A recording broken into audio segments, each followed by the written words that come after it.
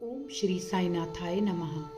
आइए आज बाबा की परम कृपा से हम अध्याय 22 को आरंभ करेंगे। इस अध्याय में सर्प विष से रक्षा, श्री बाला साहेब मेरेकर, श्री बापू साहेब बूटी, श्री अमीर शक्कर, श्री हेमाड पंत, बाबा के विचार जैसे विषयों पर हम चर्चा करेंगे। आइए अब देखें बाबा की सर्प मारने पर सलाह। श्री साईं बाबा का ध्यान कैसे किया जाए। उस सर्वशक्तिमान की प्रकृति अगाध है, जिसका वर्णन करने में वेद और सहस्त्रमुखी शेषनाग भी अपने को असमर्थ पाते हैं। भक्तों की रुचि स्वरूप वर्णन से नहीं, उनकी तो दृढ़ धारणा है कि आनंद की प्राप्ति केवल उनके श्री चरणों से ही संभव है। उनके चरण कमलों के ध्यान के अतिरिक्त उन्हें अपने जीवन के सर्वोच्च लक्ष्य की प्राप्ति का अन्य मार्ग विदित ही नहीं। हेमाड पंत भक्ति और ध्यान का जो एक अति सरल मार्ग सुझाते हैं, वह है कि कृष्ण पक्ष के आरंभ होने पर चंद्रकलाएं दिन प्रतिदिन घटती जाती हैं तथा उनका प्रकाश भी क्रमशः क्षीण होता जाता है और अंत में अमावस्या के दिन चंद्रमा के पूर्ण विलीन रहने पर चारों ओर निशा का भयंकर अंधेरा छा जाता है। परंतु जब शुक्ल पक्ष का प्रारंभ होता है तो लोग चंद्र दर्शन के लिए अति उत्सुक हो जाते हैं। इसके बाद द्वितीया को जब चंद्र अधिक स्पष्ट नहीं होता, तब लोगों को वृक्ष की दो शाखाओं के बीच से चंद्र दर्शन के लिए कहा जाता है और जब इन शाखाओं के बीच उत्सुकता और ध्यानपूर्वक देखने का प्रयत्न किया जाता है तो दूर क्षितिज पर छोटी सी चंद्र रेखा के दृष्टिगोचर होते ही मन अति प्रफुल्लित हो जाता है। इसी सिद्धांत का अनुमोदन करते हुए हमें बाबा के श्री दर्शन का भी प्रयत्न करना चाहिए। बाबा के चित्र की ओर देखो, आह कितना सुंदर है। वह पैर मोड़कर बैठे हैं और दाहिना पैर बाएं घुटने पर रखा गया है। बाएं हाथ की उंगलियां दाहिने चरण पर फैली हुई हैं। दाहिने पैर के अंगूठे पर तर्जनी और मध्यमा उंगलियां फैली हुई हैं। इस आकृति से बाबा समझा रहे हैं कि यदि तुम्हें मेरे आध्यात्मिक दर्शन करने की इच्छा हो तो अभिमान शून्य और विनम्र होकर उक्त दो उंगलियों के बीच से वह मेरे चरण के अंगूठे का ध्यान करो। तब कहीं तुम उस सत्य स्वरूप का दर्शन करने में सफल हो सकोगे। भक्ति प्राप्त करने का यह सबसे सुगम पंथ है। अब एक क्षण श्री साईं बाबा की जीवनी का अवलोकन करें। साईं बाबा के वास से ही शिरडी तीर्थ स्थल बन गया है। चारों ओर से लोगों की भीड़ वहां दिन प्रतिदिन बढ़ने लगी है तथा धनी और निर्धन सभी को किसी न किसी रूप में लाभ पहुंच रहा है। बाबा के असीम प्रेम, उनके अद्भुत ज्ञान भंडार और सर्वव्यापकता वर्णन करने का सामर्थ्य किसे है। धन्य तो वही है जिसे कुछ अनुभव हो चुका है। कभी कभी वह ब्रह्म में निमग्न रहने के कारण दीर्घ मौन धारण कर लिया करते थे। कभी कभी वे चैतन्य घन और आनंद मूर्ति बन भक्तों से घिरे रहते थे।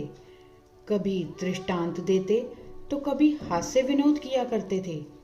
कभी सरल चित्त रहते तो कभी क्रुद्ध भी हो जाया करते थे।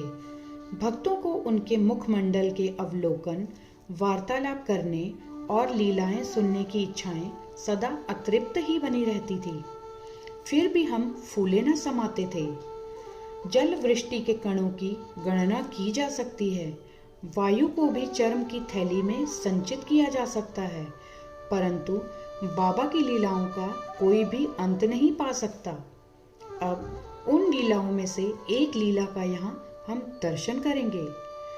भक्तों के संकटों के घटित होने से पूर्व बाबा उपयुक्त अवसर पर किस प्रकार उनकी रक्षा किया करते थे। श्री बाला साहेब मेरेकर, जो सरदार काका साहेब के सुपुत्र तथा कोपर गांव के मामलतदार थे, एक बार दौरे पर चित्तली जा रहे थे। तभी मार्ग में वे साईं बाबा के दर्शनार्थ शिरडी पधारे।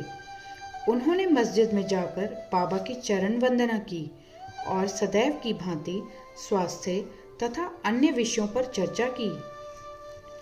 बाबा ने उन्हें चेतावनी देकर कहा कि जहाँ तुम बैठे हो वही द्वारका माई है। जो उसकी गोद में बैठता है वह अपने बच्चों के समस्त दुखों और कठिनाइयों को दूर कर देती है। यह मस्जिद माई परम दयालु है। सरल हृदय भक्तों की तो वह माँ है और संकटों में उनकी रक्षा अवश्य करेगी। जो उसकी गोद में एक बार बैठता है उसके समस्त कष्ट दूर हो जाते हैं। जो उसकी छत्र छाया में विश्राम करता है उसे आनंद और सुख की प्राप्ति होती है। तदुपरांत बाबा ने उन्हें उदी देकर अपना वरद हस्त उनके मस्तक पर रख आशीर्वाद दिया। जब श्री बाला साहेब जाने के लिए उठ खड़े हुए तो बाबा बोले कि क्या तुम लंबे बाबा अर्थात सर्प से परिचित हो? और अपनी बाईं मुट्ठी बंद कर उसे दाहिने हाथ की कुहनी के पास ले जाकर दाहिने हाथ को सांप के सदृश हिलाकर बोले कि वह अति भयंकर है, परंतु द्वारका माई के लालों का वह कर ही क्या सकता है। जब स्वयं द्वारका माई उनकी रक्षा करने वाली है तो सर्प की सामर्थ्य ही क्या है। वहां उपस्थित लोग इसका अर्थ तथा मेरिकर को इस प्रकार चेतावनी देने का कारण जानना चाहते थे, परंतु पूछने का साहस किसी में भी न था। बाबा ने श्यामा को बुलाया और बाला साहब के साथ जाकर चितली यात्रा का आनंद लेने की आज्ञा दी। तब श्यामा ने जाकर बाबा का आदेश बाला साहब को सुनाया। वे बोले, मार्ग में असुविधाएं बहुत हैं, अतः आपको व्यर्थ ही कष्ट उठाना उचित नहीं है। बाला साहब ने जो कुछ कहा वह श्यामा ने बाबा को बताया। बाबा बोले कि अच्छा ठीक है, ना जाओ। सदैव उचित अर्थ ग्रहण कर श्रेष्ठ कार्य ही करना चाहिए। जो कुछ होने वाला है सो तो होकर ही रहेगा।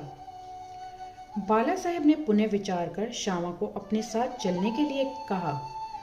तब श्यामा पुनः बाबा की आज्ञा प्राप्त कर बाला साहेब के साथ तांगे में रवाना हो गए। वे 9 बजे चितली पहुंचे और मारुति मंदिर में जाकर ठहरे। ऑफिस के कर्मचारीगण अभी नहीं आए थे, इस कारण वे यहाँ वहाँ की चर्चाएं करने लगे। बाला साहेब दैनिक पत्र पढ़ते हुए चटाई पर शांतिपूर्वक बैठे हुए थे। उनकी धोती का ऊपरी सिरा कमर पर पड़ा हुआ था और उसी के एक भाग पर एक सर्प बैठा हुआ था। किसी का भी ध्यान उधर ना था। वह सी सी करता हुआ आगे रेंगने लगा। यह आवाज सुनकर चपरासी दौड़ा और लालटेन ले आया। सर्प को देखकर वह सांप सांप कहकर उच्च स्वर में चिल्लाने लगा। तब बाला साहब अति भयभीत होकर कांपने लगे। श्यामा को भी आश्चर्य हुआ।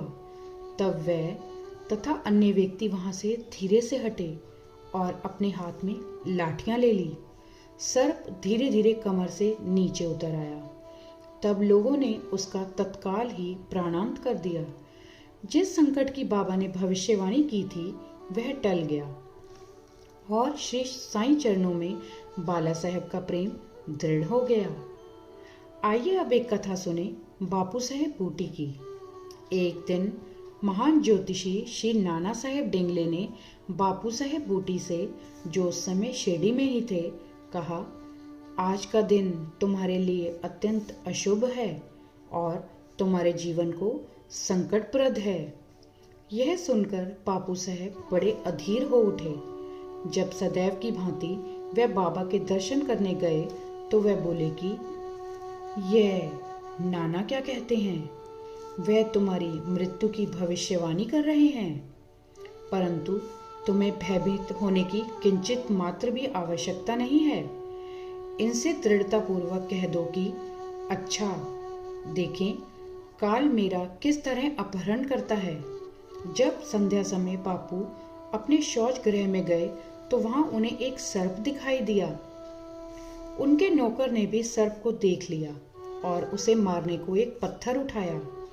बापू साहब ने एक लंबी लकड़ी मंगवाई, परंतु लकड़ी आने से पूर्व ही वह सांप दूरी पर रेंगता हुआ दिखाई दिया और तुरंत ही दृष्टि से ओझल हो गया। बापू साहब को बाबा के अभयपूर्ण वचनों का स्मरण हुआ और बड़ा ही संतोष भी हुआ। आइए अब देखें अमीर शक्कर की कथा।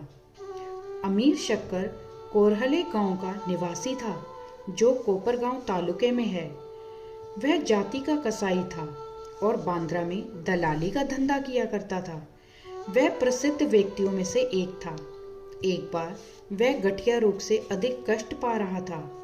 जब उसे खुदा की स्मृति आई, तब काम धंधा छोड़कर वह शिरडी आया और बाबा से रोग निवृत्ति की प्रार्थना करने लगा।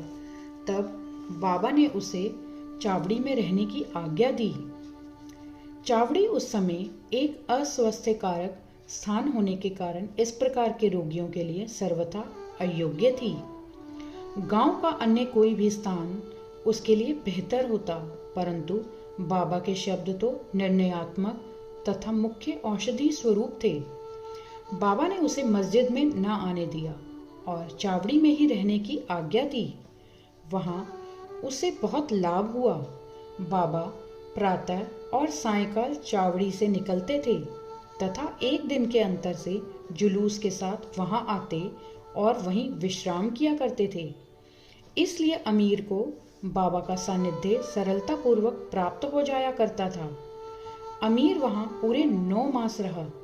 जब किसी अन्य कारणवश उसका मन उस स्थान से ऊब गया, तब रात्रि में वह चोरी से उस स्थान को छोड़कर कोपरगांव की धर्मशाला में जा ठहरा।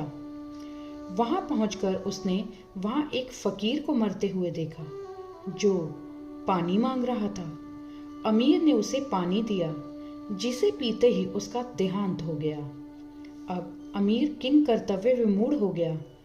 उसे विचार आया कि अधिकारियों को इसकी सूचना दे दूं तो मैं ही मृत्यु के लिए उत्तरदायी ठहराया जाऊंगा, और प्रथम सूचना पहुंचाने के नाते कि मुझे अवश्य इस विषय की अधिक जानकारी होगी, सबसे प्रथम मैं ही पकड़ा जाऊंगा। तब बिना आज्ञा शिरडी छोड़ने की उतावली पर उसे बड़ा पश्चाताप हुआ। उसने बाबा से मन ही मन प्रार्थना की और शिरडी लौटने का निश्चय कर उसी रात्रि बाबा का नाम लेते हुए पांव फटने से पूर्व ही शिरडी वापस पहुंचकर चिंता मुक्त हो गया। फिर वह चावड़ी में बाबा की इच्छा और आज्ञा अनुसार ही रहने लगा और शीघ्र ही रोग मुक्त हो गया। एक समय ऐसा हुआ कि अर्धरात्रि को बाबा ने जोर से पुकारा, ओ अब्दुल, कोई दुष्ट प्राणी मेरे बिस्तर पर चढ़ रहा है। अब्दुल ने लालटेन लेकर बाबा का बिस्तर देखा, परंतु वहां कुछ भी न दिखाया। बाबा ने ध्यानपूर्वक सारे स्थान का निरीक्षण करने को कहा और वह अपना सटका भी जमीन पर पटकने लगे। बाबा की यह लीला देखकर अमीर ने सोचा कि हो सकता है कि बाबा को किसी सांप के आने की शंका हुई हो। दीर्घ काल तक बाबा की संगति में रहने के कारण अमीर को उनके शब्दों और कार्यों का अर्थ समझ में आ गया था। उन्होंने अपने बिस्तर के पास कुछ रेंगता हुआ देखा। तब उन्होंने अब्दुल से बत्ती मंगवाई और एक सांप को कुंडली मारे हुए वहां बैठे देखा, जो अपना फन हिला रहा था। फिर वह सांप तुरंत ही मार डाला गया। इस प्रकार बाबा ने सामयिक सूचना देकर अमीर के प्राणों की रक्षा की।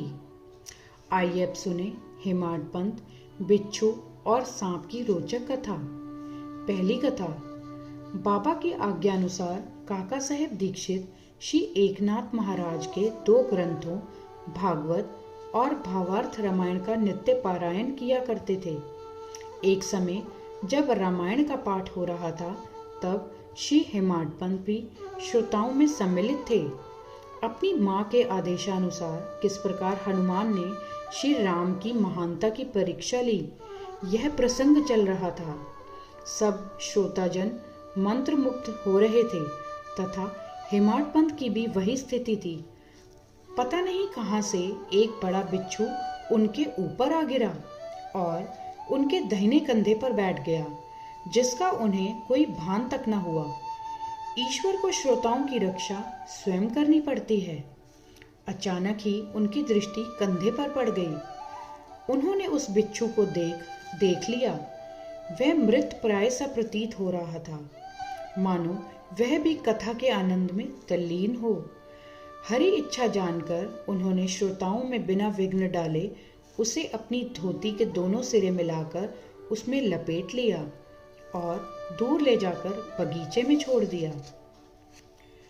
दूसरी कथा। एक अन्य अवसर पर संध्या समय काका साहब वाड़े के ऊपरी खंड में बैठे हुए थे। तभी एक सांप खिड़की की चौखट के एक छिद्र में से भीतर घुस आया और कुंडली मारकर बैठ गया। बत्ती लाने पर पहले तो वह थोड़ा सा चमका, फिर वहीं चुपचाप बैठा रहा और अपना फन हिलाने लगा।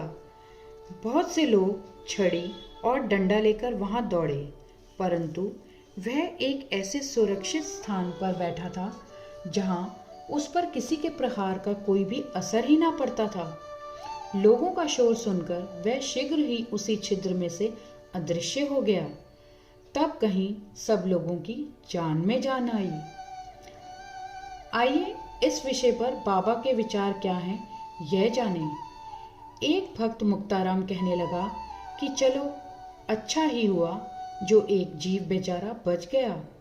श्री हेमाडपंत ने उसकी अवहेलना कर कहा कि सांप को मारना ही उचित है। इस कारण इस विषय पर वाद विवाद होने लगा। एक का मत था कि सांप तथा उसके सदृश जंतुओं को मार डालना ही उचित है, किंतु दूसरे का इसके विपरीत मत था।